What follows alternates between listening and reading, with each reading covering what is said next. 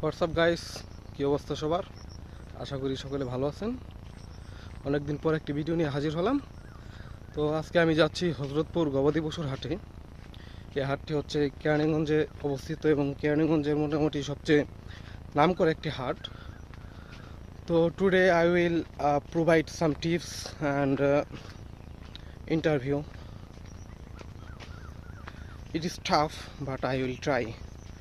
So দেখতে থাকুন ভিডিওটা। প্রথমেই বলে রাখি যে আপনারা এই হজরতপুর কেরানীগঞ্জের হাটে কিভাবে আসবেন। আপনারা যদি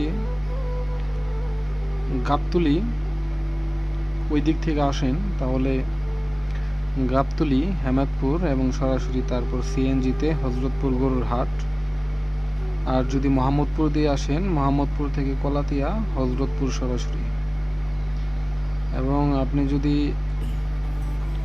বাবুবাজার ব্রিজ ওই দিক দিয়ে আসেন, বাবুবাজার ব্রিজ, রামের কান্দা, ওইখান দিয়ে ডাইরেক্ট হজরতপুরে সিএনজি পাওয়া যায়, অথবা আপনি কলাতিয়া তারপর হজরতপুর পৌঁছে যাবেন।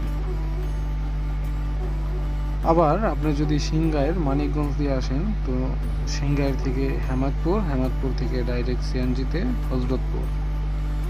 আর নবাবগঞ্জ থেকে যদি আসেন, নবাবগঞ্জ থেকে ডাইরেক্ট পাড়াগ্রামের সিএনজি পাওয়া যায়, পাড়াগ্রাম থেকে হজরতপুর সিএনজি। এটা হচ্ছে হজরতপুর হাটের আসার প্রসেস।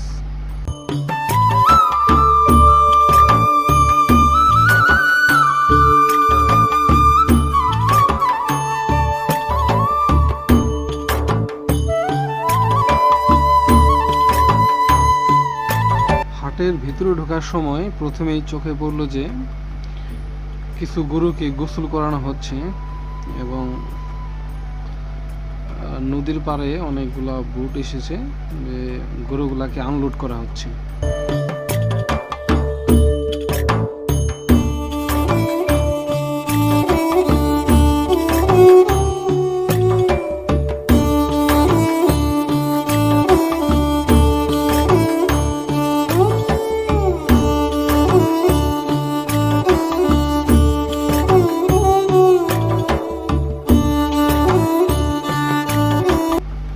বেশ কিছুক্ষণ হাটের ভিতরে ঘোরাফেরা করলাম এবং হাটের মাঝখানে বেশ বড় সাইজের কিছু গরু দেখতে পেলাম, যা দেখতে খুবই চমৎকার ছিল এবং সুষম দেহের ছিল।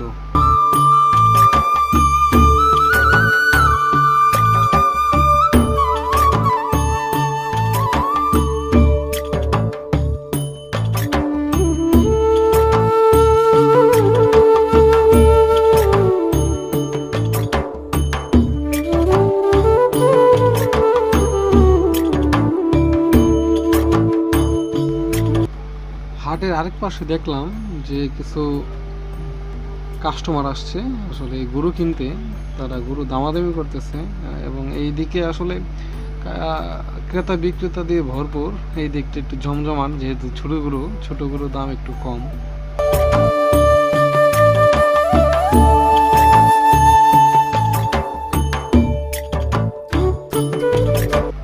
সর্বশেষ হাটের বাইরের পাশে দেখতে পেলাম যে এখানে বড় বড় ট্রাক, পিকআপ রাখা।